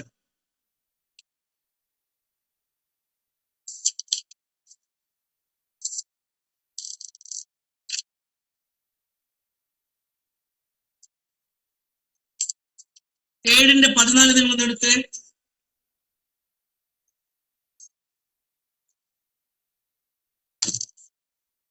ഏഴിന്റെ 14 ഇസ്രായേൽ ജനത്തോട് പറഞ്ഞിരിക്കുന്ന ഒരു വലിയ ദൂതുണ്ട്. ഞാൻ നിങ്ങൾക്കൊരു അടയാളം തരും. എന്താണ് അടയാളം? കന്യക ഗർഭിണിയായ ഒരു മകനെ പ്രസവിക്കും. അവൻ ഇമ്മാനുവേൽ എന്ന് പേർ വിളിക്കും. കന്യക ഗർഭിണിയായി ഒരു മകനെ പ്രസവിക്കും. കന്യക അല്ലെങ്കിൽ വെർജിൻ. ഹാൽമാഹ് HAALMAH ഹാൽമാഹ് എന്ന എബ്രായ വാക്ക് യേശു ക്രിസ്തുവിന്റെ ജനനത്തോടുള്ള ബന്ധത്തിൽ മാത്രമേ പറഞ്ഞിട്ടുള്ളൂ. ഹാൽമാഹ് HAALMAH എന്ന എബ്രായ വാക്ക്, ഹാൽമാഹ് എന്ന എബ്രായ വാക്ക് യേശു ക്രിസ്തുവിന്റെ ജനനത്തോടുള്ള ബന്ധത്തിൽ മാത്രമേ കന്യകയ്ക്ക് പറഞ്ഞിട്ടുള്ളൂ.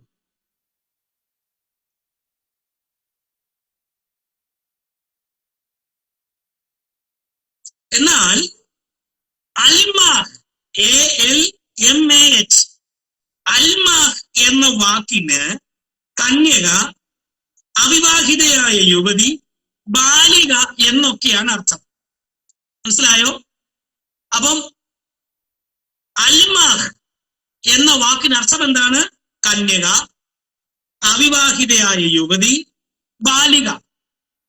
എന്നാൽ യേശു ക്രിസ്തുവിന്റെ ജനനത്തെ പറ്റി കന്യക ഗർഭിണിയായി ഒരു മകനെ പ്രസവിക്കുമെന്ന കന്യക എന്ന വാക്കിന് അവിടെ കൊടുത്തിരിക്കുന്ന വാക്ക് ഹാൽമാഹ് എന്ന വാക്കാണ്, എബ്രായ വാക്കാണ്.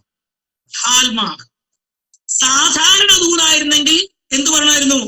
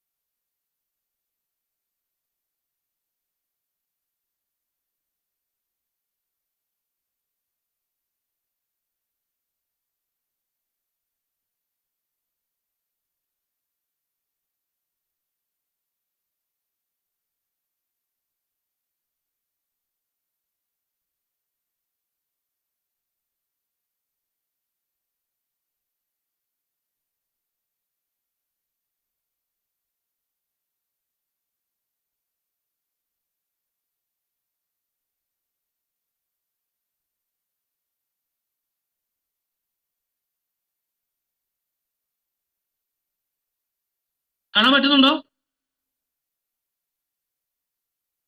ഓക്കെ. ഉൽപ്പത്തി പുസ്തകം 24:16 കന്യക എന്ന വാക്കിന് റിബേക്കയെ കന്യക എന്ന് വിളിച്ചിട്ടുണ്ട്. അവിടെ പറഞ്ഞിരിക്കുന്ന അൽമാഹ് എന്ന അഭിപ്രായ പദമാണ്. കാരണം അത് യൂഷ്വലായി കോമൺ ഉപയോഗിക്കുന്ന വാക്കാണ്.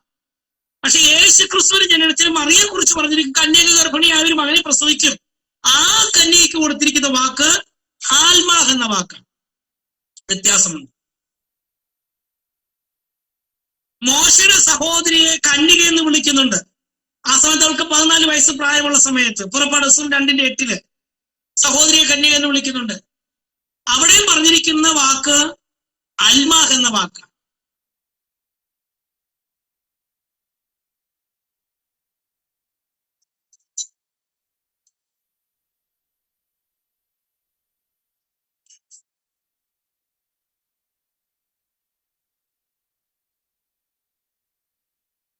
ഓക്കെ, ഇമ്മാനുവേൽ എന്ന വാക്കിന് അർത്ഥം എന്താ? ദൈവം നമ്മോട് കൂടെ എന്ന അർത്ഥത്തിൽ അവിടെ മശിഹയുടെ ജനനത്തെ കുറിച്ച് വ്യക്തമായി പറഞ്ഞിരിക്കുന്ന ഭാഗങ്ങളാണ് 7-ാം അധ്യായത്തിൽ നമുക്ക് കാണാൻ കഴിയുന്നത്. ഇനി 8-ാം അധ്യായത്തിലേക്ക് വരുമ്പോൾ പ്രവാചകന്റെ ഭാര്യയും മക്കളെയും കുറിച്ചാണ് പറഞ്ഞത്. നമ്മൾ അവിടെ നിൽക്കുന്നില്ല. 8-ാം അധ്യായത്തിൽ പ്രവാചകന്റെ ഭാര്യയെയും മക്കളെയും കുറിച്ചുള്ള പ്രവചനം നമുക്ക് അവിടെ കാണാൻ കഴിയുന്നുണ്ട്. അതോടൊപ്പം തന്നെ 8-ാം അധ്യായത്തിന്റെ 6-ാമത്തെ വാക്യം കഴിയുമ്പോഴത്തേക്ക് ഇമ്മാനുവേലിന്റെ മശിഹയുടെ രാജ്യത്തിന്റെ സ്വഭാവത്തെ കുറിച്ചൊക്കെ അവിടെ പറയുന്നുണ്ട്. മശിഹയുടെ സ്വഭാവം എങ്ങനെയായിരിക്കും എന്നൊക്കെ പറയുന്നുണ്ട്. 9-ാമത്തെ അധ്യായത്തിലേക്ക് വരുമ്പോൾ വ്യക്തമായി പറഞ്ഞിരിക്കുന്ന വാക്കാണ്, 8-ാം അധ്യായത്തിന് തുടർച്ചയായിട്ട് തന്നെ 9-ാം അധ്യായത്തിൽ പറഞ്ഞിരിക്കുന്ന വാക്കാണ്, തിമിരം മൂടിയിരിക്കുന്ന ഇസ്രായേൽ ജനത്തിന് വിടുതലിന് വേണ്ടി ദൈവം ഒരുവനെ അയക്കുന്നുണ്ട്, നമുക്കൊരു ശിശു വരുന്നുണ്ട് എന്ന് പറയുന്നുണ്ട്.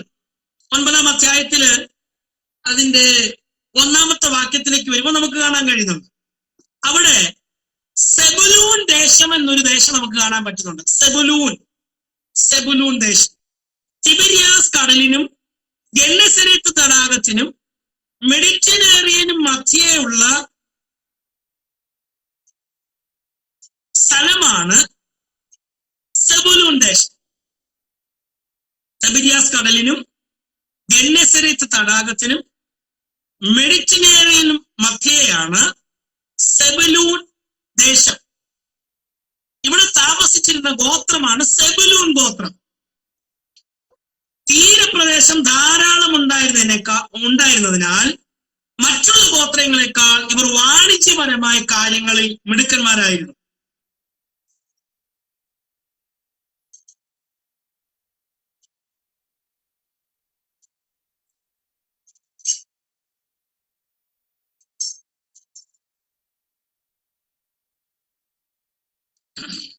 ഈ ഗോത്രത്തിന്റെ സെബുലൂൻ ഗോത്രം താമസിക്കുന്ന ഈ ദേശത്തിന്റെ നേരെ വടക്ക് ഭാഗത്ത് നഫ്താലി ഗോത്രമുണ്ട്. നഫ്താലി ഗോത്രം കടൽ വഴിയായി എന്ന് പറഞ്ഞിരിക്കുന്നത് ഗലീല കടലിനെ കുറിച്ചാണ്. ഇവർ പാർക്കുന്നതിന്റെ ഗ്രാമത്തിന്റെ ഒരു ബോർഡർ ഗലീല കടലാണ്. അവിടെ കടൽ വഴിയായി ചില നന്മകൾ വന്നു, ജാതികൾ വന്നു, അല്ലെങ്കിൽ ജാതികളുടെ മണ്ഡലം എന്ന് പറഞ്ഞിരിക്കുന്നത് ജാതികളുടെ ഗലീലയെ കുറിച്ചാണ്.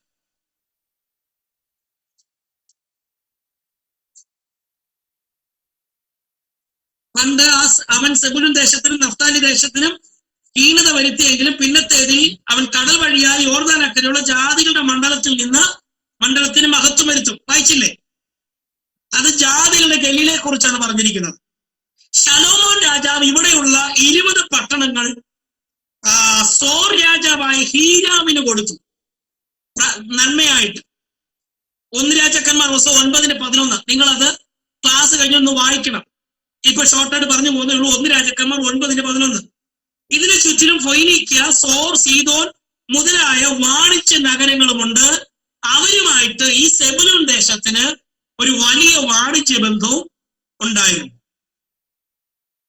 എന്നാൽ പ്രവാചകൻ വിളിച്ചു പറയുകയാണ്, ആ ദേശത്തിന് ഞാനൊരു വ്യത്യാസം വരുത്താൻ പോകുന്നു. എന്ന് വെച്ച് കഴിഞ്ഞാൽ മശിഹയുടെ വരവ് കൊണ്ട് ഈ ദേശത്തിന് ഞാനൊരു വ്യത്യാസം വരും എന്ന് പറഞ്ഞു. ഇനി 9:2 പറഞ്ഞിരിക്കുന്ന കേട്ടോ, ഇരുട്ടിൽ നടന്ന ജനം വലിയ ഒരു വെളിച്ചം കണ്ടു. എന്ന് വെച്ചാൽ 24 മണിക്കൂർ ഇരുട്ടെന്നല്ല അവിടെ ഉദ്ദേശിക്കുന്നേ. ഗലീല പ്രദേശത്തുള്ളവർ ഇരുട്ടിലായിരുന്നു എന്ന് പറയുമ്പോൾ യെരുശലേം പട്ടണവും ദേവാലയവും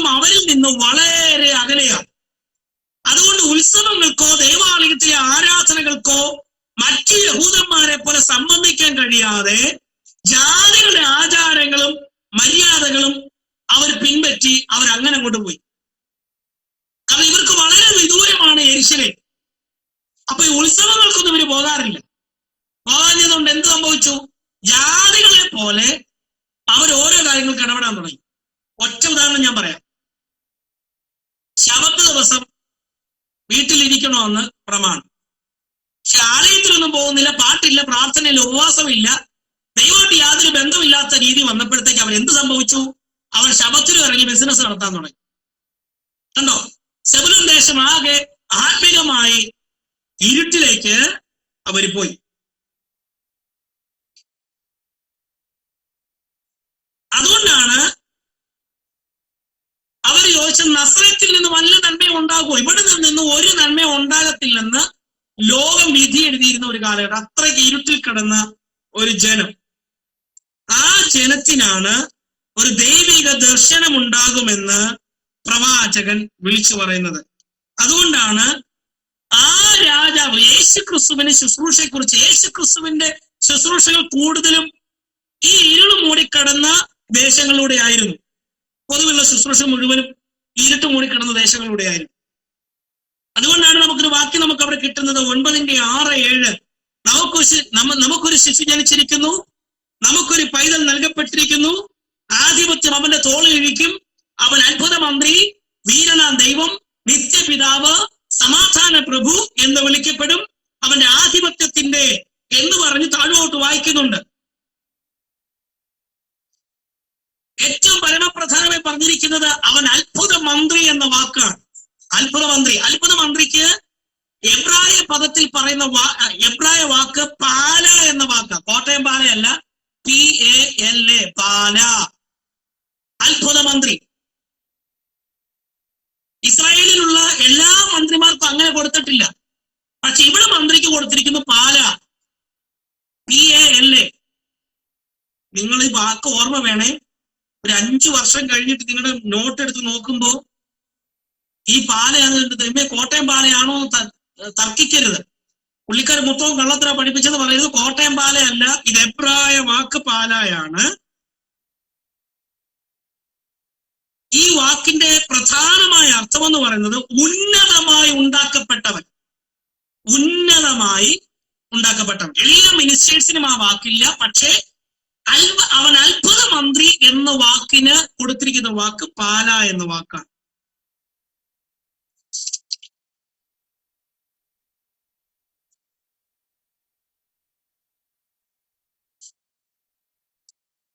അടുത്ത വാക്കാണ് വീരനാം ദൈവം.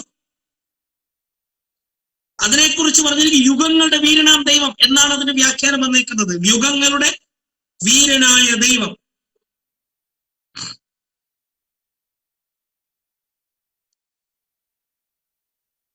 അടുത്തത് നിത്യപിതാവ്.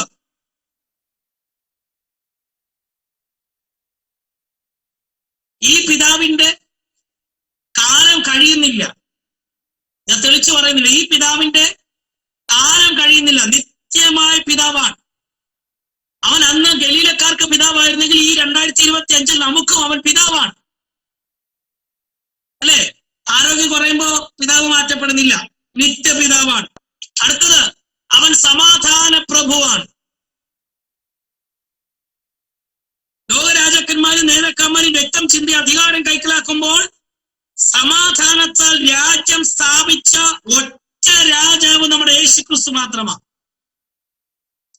എന്ത് സന്തോഷമെന്ന് പറയുമ്പോ മറ്റുള്ളവരെല്ലാം കാലുവാരി കുതികാല് വെട്ടി തലവെട്ടി രക്തപ്പുഴ ഒഴുക്കി ചതിയുടെ കൊട്ടാരങ്ങൾ പണിതുയർത്തി രാജാക്കന്മാരെന്ന് പറയുമ്പോൾ വാളെടുക്കാതെ കല്ലെടുക്കാതെ ആരുടെയും അധികാര കസേരയ്ക്ക് കള്ളം പറയാതെ സമാധാനം കൊണ്ടൊരു രാജ്യം സ്ഥാപിച്ച ഒറ്റ രാജാവ് ഈ ലോകത്തിലുള്ളൂ.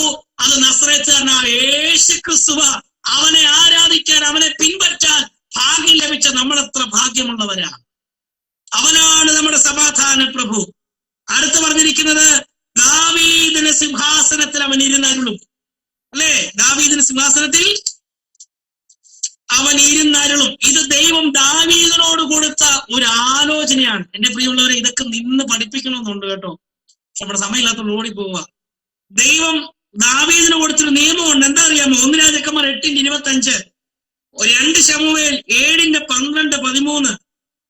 എന്താ പറഞ്ഞിരിക്കുന്നത്? നിന്റെ സിംഹാസനത്തിൽ ഇരിക്കാൻ ഒരു ആൺ തലമുറ ഇല്ലാതെ വരികയില്ല. ഒരു നിത്യനായ ഒരു ആൺ തലമുറ അവന്റെ സിംഹാസനത്തിൽ ഇരുന്നു. ദാവീദിന്റെ സിംഹാസനത്തിൽ ഇരുന്നു.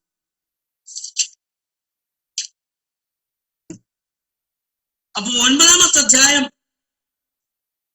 നഫ്താലി ദേശത്തിനും ഇരുട്ട് മൂടിക്കിടന്ന ദേശത്തിനും മശിഹായുടെ വരവ് കൊണ്ടുണ്ടായ വിടുതലാണ് നമുക്ക് കാണാൻ കഴിയുന്നത്. ഇനി അതിന്റെ 11-ാം അധ്യായത്തിലേക്ക് വരാം. 11-ാം അധ്യായം.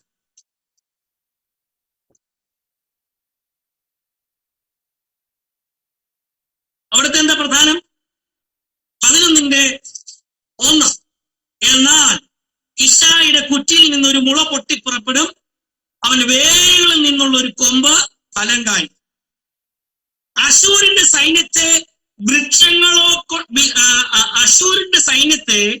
വൃക്ഷങ്ങളെ കൊണ്ട് നിറഞ്ഞിരിക്കുന്നതായി ഒരു ചെറിയ മുള പുറപ്പെട്ട് വൃക്ഷമായി വളർന്ന് ഫലം കായ്ക്കുന്നതായി കാണുന്നു. ഒന്നുകൂടെ പറയാം.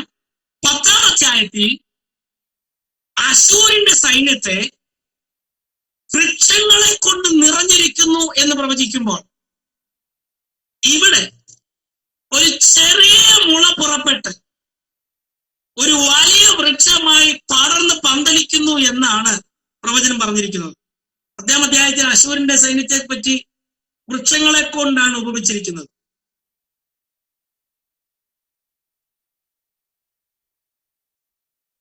ഇശായിയുടെ കുറ്റിയിൽ നിന്ന് എന്ന് പറഞ്ഞ് പഴയ നിയമത്തിൽ 11:1 ഉൾപ്പെടെ 3 പ്രാവശ്യം നമുക്ക് കുറ്റിയിൽ നിന്ന് എന്ന പ്രയോഗം കാണാൻ കഴിയുന്നു. കുറ്റിയിൽ നിന്ന് എന്നുള്ള പ്രയോഗം പഴയ നിയമത്തിൽ യെശയ്യാവിന്റെ 11-ാം അധ്യായം 1 ഉൾപ്പെടെ 3 തവണ കാണാം.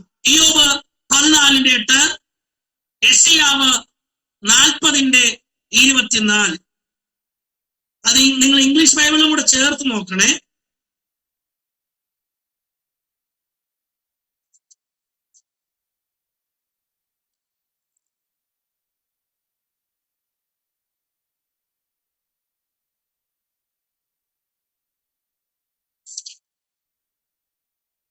അടുത്ത വാക്ക് നിങ്ങൾ ശ്രദ്ധിച്ചോ? ഇശായിയുടെ കുറ്റിയിൽ നിന്ന്. അങ്ങനല്ലേ? ഇശായിയുടെ കുറ്റിയിൽ നിന്ന് ഒരു മുള പുറപ്പെടും. ആരാണ് ഇശായി? ദാവീദിന്റെ പിതാവായിരുന്നു ഇശായി. ഇശായി മൺമറഞ്ഞു പോയി. പക്ഷേ ദൈവത്തിന് അവന്റെ മഹത്വം ഇസ്രായേലിൽ ഇങ്ങനെ ഉണ്ടായിരുന്നു, ഇശായിയെ കുറിച്ചും ഇശായിയുടെ തലമുറയെ കുറിച്ചും. എന്നാൽ ദാവീദിന്റെ പട്ടണമായ ബേത്ലഹേമിൽ മറിയ എന്ന പേരോടുകൂടിയ ഒരു സ്ത്രീയെ ദൈവം കണ്ടു, ഒരു പെൺകുട്ടിയെ ദൈവം കണ്ടു. അവളിൽ നിന്നും മുളയായ യേശു എന്ന രക്ഷിതാവ് ജനിക്കുന്നു. തീർന്നില്ല. ഈ മുള ലോകത്തിന് പ്രത്യാശയായതിനാൽ സ്വർഗത്തിലെയും സകല പ്രവചനത്തിന്റെയും പുരോഹിതന്മാരുടെയും സകല ശ്രദ്ധയും അവനിൽ ഉണ്ടായിരുന്നു. അവന്റെ ജനന വൃത്താന്തം, അതിനുശേഷമുള്ള ശുശ്രൂഷകൾ, പ്രവർത്തനങ്ങൾ എല്ലാം ഇസ്രായേലിന്റെ യഥാസ്ഥാനത്തിനായി കാത്തിരുന്നവർ വളരെ ശ്രദ്ധയോടെ നോക്കിയിരുന്നു. ഒന്നുകൂടെ പറയാം. ദാവീദിന്റെ അപ്പന്റെ പേരായിരുന്നു ഇശായി. മരിച്ചു മാറ്റപ്പെട്ടു, പക്ഷെ അവന്റെ മഹത്വം ഇസ്രായേലിൽ ഉണ്ടായിരുന്നു. ആ ഗോത്രത്തിൽ നിന്ന് മുളയായ ക്രിസ്തു പുറത്തു വരുന്നു. തീർന്നില്ല.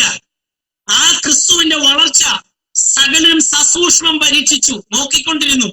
ഇസ്രായേലിനെ യഥാസ്ഥാനത്താക്കണം എന്ന് ആഗ്രഹിച്ചു പ്രാർത്ഥിച്ചുകൊണ്ടിരുന്ന ചിലർ, അവർ സസൂക്ഷ്മം യേശുവിന്റെ ശുശ്രൂഷകളെയും അവന്റെ മറ്റുള്ള പ്രവർത്തനങ്ങളെയും സസൂക്ഷ്മം നോക്കിക്കൊണ്ടിരുന്നു എന്നാണ് നമുക്ക് മനസ്സിലാക്കാൻ കഴിയുന്നത്.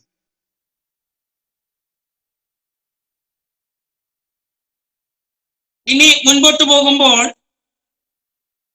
അവനിൽ പകർന്നിരിക്കുന്ന ആത്മാവ് ഏതാണെന്ന് നമുക്ക് നോക്കാം.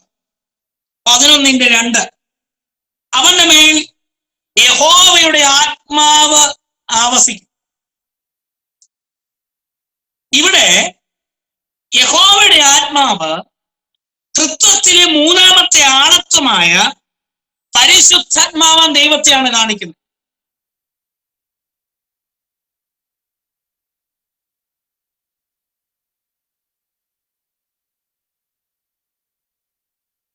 മത്തായി സുവിശേഷം 3:16 യേശു ക്രിസ്തു സ്നാനപ്പെടുമ്പോൾ പരിശുദ്ധാത്മാവ് പ്രാവെന്ന രൂപത്തിൽ യേശുവിന്റെ മേൽ വന്നിറങ്ങുന്നത് നമ്മൾ കാണുന്നുണ്ട്. അപ്പോൾ അവന്റെ ശുശ്രൂഷകൾ എന്തിന്റെ നിറവിലായിരുന്നു? പരിശുദ്ധാത്മാവിന്റെ നിറവിലായിരുന്നു. നമ്മുടെ ക്ലാസ്സിൽ വചനം പഠിക്കുന്നവർ തീർച്ചയായിട്ടും പരിശുദ്ധാത്മാവിന്റെ അഭിഷേകം പ്രാപിച്ചിരിക്കണം. നിങ്ങളുടെ പാട്ടും നിങ്ങളുടെ പ്രസംഗവും നിങ്ങളുടെ ശുശ്രൂഷകളും പരിശുദ്ധാത്മാവിന്റെ നിറവിലായിരിക്കണം. എഴുതി വച്ചിരിക്കുന്ന നോട്ടിന്റെ ബലത്തിലോ കേട്ട പ്രസംഗത്തിന്റെ മെടുക്കിലോ ആകരുത്, നമ്മുടെ നാവിന്റെ മെടുക്കിലോ ആകരുത്. പിന്നെയോ എങ്ങനെയായിരിക്കണം? പരിശുദ്ധാത്മാവിന്റെ നിറവിലായിരിക്കണം. ആ പരിശുദ്ധാത്മാവിന്റെ പ്രത്യേകത ജ്ഞാനത്തിന്റെയും വിവേകത്തിന്റെയും ആത്മാവ്.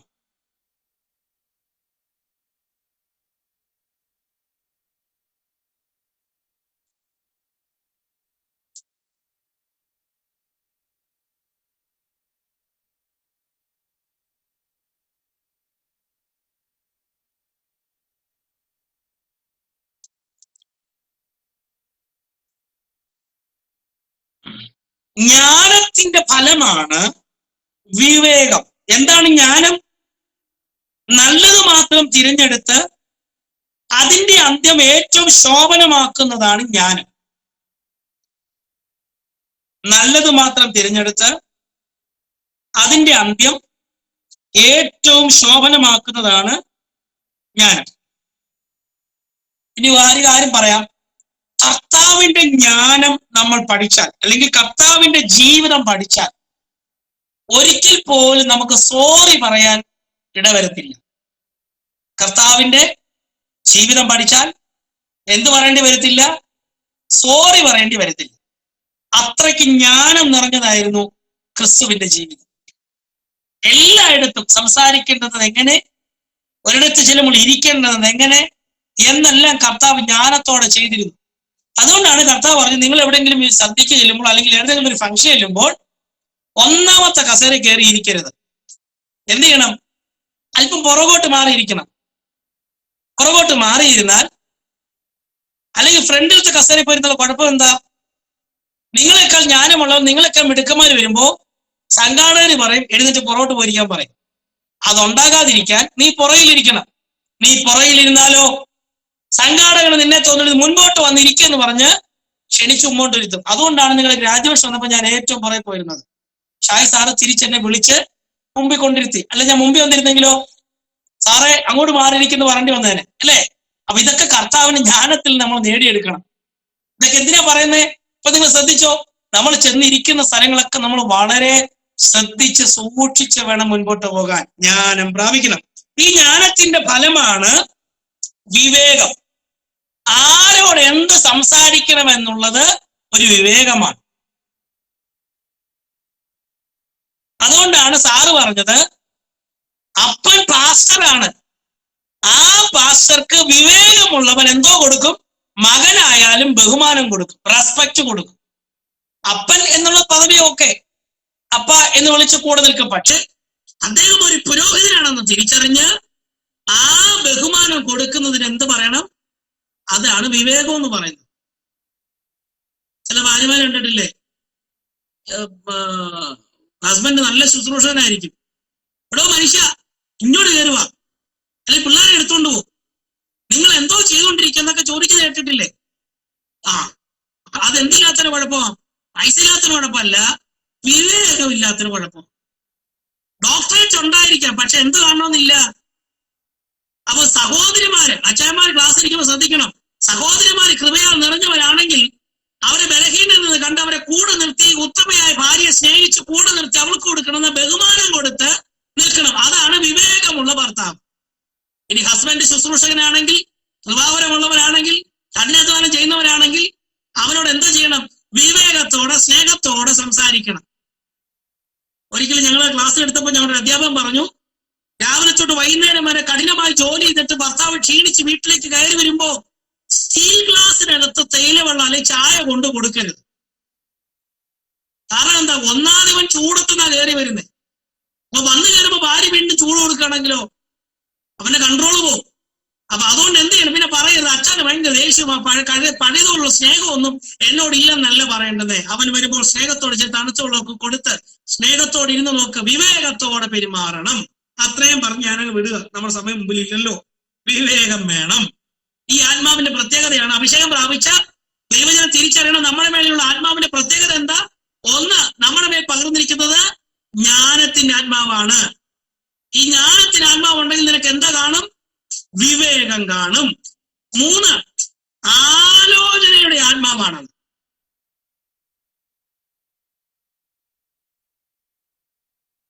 മറ്റുള്ളവർക്ക് ശരിയായ ഉപദേശവും ആലോചനയും പറഞ്ഞു കൊടുക്കാനുള്ള കഴിവ്. എരുതിയിൽ എണ്ണ ഒഴിക്കുന്ന ആത്മാവല്ല നമ്മുടെ ആത്മാവ്. പകരം മറ്റുള്ളവർക്ക് ശരിയായ ഉപദേശവും ആലോചനയും പറഞ്ഞു കൊടുക്കാനുള്ള കഴിവ്.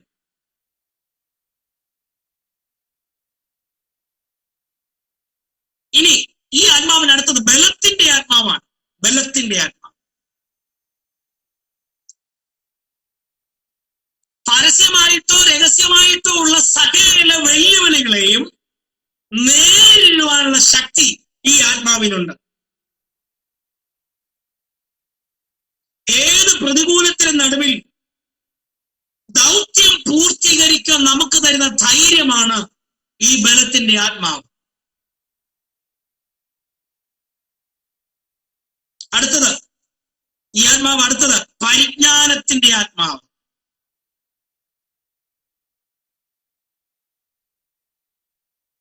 പിതാവിന്റെ ഇഷ്ടം അറിഞ്ഞ് പ്രവർത്തിക്കുന്നതാണ് പരിജ്ഞാനത്തിന്റെ ആത്മാവ്. പിതാവിന്റെ ഇഷ്ടമറിഞ്ഞ് പ്രവർത്തിക്കുന്നതാണ് പരിജ്ഞാനത്തിന്റെ.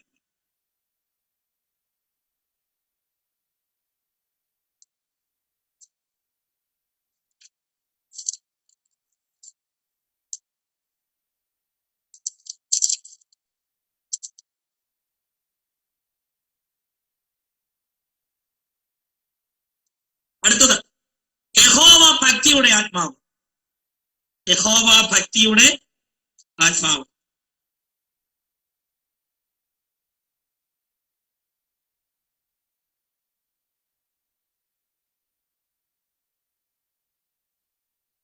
പിതാവിനോടുള്ള ഭക്തിയാണ് ഇവിടുത്തെ വിഷയം. പിതാവിനോടുള്ള ഭക്തി.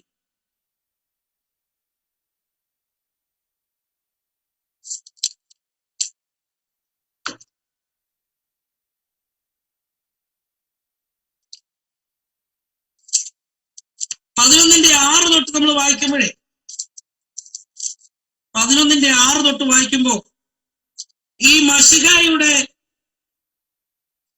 ഭരണകാലത്തുണ്ടാകുന്ന പ്രത്യേകത കാണാൻ കഴിയുന്നുണ്ട്. 11ന്റെ 6 മുതൽ നിങ്ങൾ ക്ലാസ് കഴിഞ്ഞൊന്ന് വായിക്കണം. അതിൽ ക്രൂരജീവികളായ ചെന്നായെ കാണാൻ കഴിയുന്നുണ്ട്. ചെന്നായ, പുള്ളിപ്പുലി, ബാലസിംഹം, കരടി, സർപ്പം, അണലി തുടങ്ങിയവയൊക്കെ നമുക്ക് കാണാൻ കഴിയുന്നുണ്ട്. എന്നാൽ അവരോടൊപ്പം നിൽക്കുന്നത് സമാധാനശീലമുള്ള ആട്, പശു, താള മുതലായ ജീവികളെ കുറിച്ചാണ്. ചെന്നായി വളരെ പ്രാകൃതവും ക്രൂരവുമായ മൃഗമായിട്ടാണ് തിരുവചനത്തിൽ ഇതിനെ വിശേഷിപ്പിച്ചിട്ടുള്ളത്. ബെന്യാമീൻ കടിച്ചു കീറുന്ന ചെന്നായ് എന്ന് ഉൽപ്പത്തി പുസ്തകത്തിൽ കാണാൻ കഴിയുന്നുണ്ട്. ഇനി ചെന്നായ്ക്കളെ പോലെ രക്തം ചൊരിയുവാനും യെഹെസ്കേൽ 22ന്റെ 27 അകമോ കടിച്ചു കീറുന്ന ചെന്നായാകുന്നു മത്തായി 7ന്റെ 15. കൂടാതെ യോഹന്നാനില്, മത്തായിയുടെ സുവിശേഷത്തില്, ഇരമ്യാവില്, ഹബക്കുക്കിലൊക്കെ ചെന്നായ് എന്ന വർഗത്തെ വചനം കാണിക്കുന്നത് വളരെ പ്രാകൃതവും ക്രൂരവുമായ ഒരു ജീവിയായിട്ട്. എന്നാൽ അതിനോടൊപ്പം നിൽക്കുന്ന ആരാണെന്നറിയാമോ? കുഞ്ഞാണ്. സൗമ്യതയും ശാന്തതയും നിഷ്കളങ്കതയും ഇവരിൽ കാണാൻ കഴിയുന്നുണ്ട്. ചില വേദപഠിതാക്കൾ പറഞ്ഞു ചെന്നായെ പോലെ സ്വഭാവമുള്ളവർ എന്ന് പറയുന്നുണ്ട്. അത് ലിറ്ററലി ചെന്നായല്ല, ചെന്നായെ പോലെ നടന്നവർ ആരെ പോലാകുന്നു? സമാധാനശീലമുള്ളവരായി ആടിനെ പോലെ, ആടിന്റെ അടുത്ത് നിൽക്കുന്ന പോലെ നിൽക്കുന്നു. ആ സ്വഭാവമെല്ലാം മാറുന്നു എന്ന് ചില വ്യാഖ്യാനങ്ങൾ പറഞ്ഞിരിക്കുമ്പോൾ ഇവിടെ യെശയ്യാപ്രവാചകൻ പറഞ്ഞിരിക്കുന്നു, മശിഹയുടെ ഭരണകാലത്ത് 1000 ആണ്ട് വാഴ്ച വരുന്നുണ്ട്. അതിനെക്കുറിച്ച് നമുക്ക് ദാനീപുരത്തിൽ കാണാൻ കഴിയുന്നുണ്ട്. ആ സഹസ്രാബ്ദ വാഴ്ചയിൽ ചെന്നായും പുള്ളിപ്പുലിയും അല്ലെങ്കിൽ ചെന്നായും കുഞ്ഞാടും ഒരുമിച്ച് മേയും. 2 വർഗം, 2 സ്വഭാവം, 2 സംസ്കാരം, 2 രീതി, ആഹാര രീതി. പക്ഷേ മശിഹയുടെ ഭരണത്തിൻ കീഴിൽ അവർ, ആ ആത്മാവിന്റെ ഭരണത്തിൻ കീഴിൽ അവരെല്ലാം തുല്യരായി മാറും. ആത്മാവിന്റെ പ്രത്യേകത ഏതാ? അടുത്തത് പുള്ളിപ്പുലിയെ പറ്റി പറയുന്നതോ, സിംഹം കഴിഞ്ഞാൽ ക്രൂരതയ്ക്ക് ഏറ്റവും പ്രസിദ്ധിയായിട്ടുള്ള ഒരു മൃഗമാണ് പുള്ളിപ്പുലി. അത് ആരുടെ കൂടെ നിൽക്കുന്നത്? കോലാട്ടുകുട്ടിയുടെ കൂടെ നിൽക്കും. പശുക്കിടാവ് ബാലസിംഹത്തിന് കുടിലിക്കും. സർപ്പത്തിന്റെയും അണലിയുടെയും പൊത്തിലേക്ക് കുഞ്ഞുങ്ങൾ കൈയിടും. ഇതൊക്കെ മശിഹയുടെ ഭരണകാലത്ത് സംഭവിക്കേണ്ടുന്ന കാര്യങ്ങളാണ്. ഞാൻ ഇത്ര ഓടിച്ചു പറയുന്നത് ആ മശിഹയുടെ ഭരണകാലത്തെ പറ്റി നമുക്ക് അടുത്ത ക്ലാസ്സുകളിൽ, വരുന്ന ക്ലാസ്സുകളിൽ നമുക്ക് പഠിക്കേണ്ടതുണ്ട്. ഈ യെഹെസ്കേലിലും ദാനിയേലിലൊക്കെ നമുക്ക് പഠിക്കേണ്ടതായിട്ടുണ്ട്. ഇന്ന് ഇത്രയും പറഞ്ഞ് നമ്മൾ നിർത്തുകയാണ്. അടുത്ത ക്ലാസ്സിൽ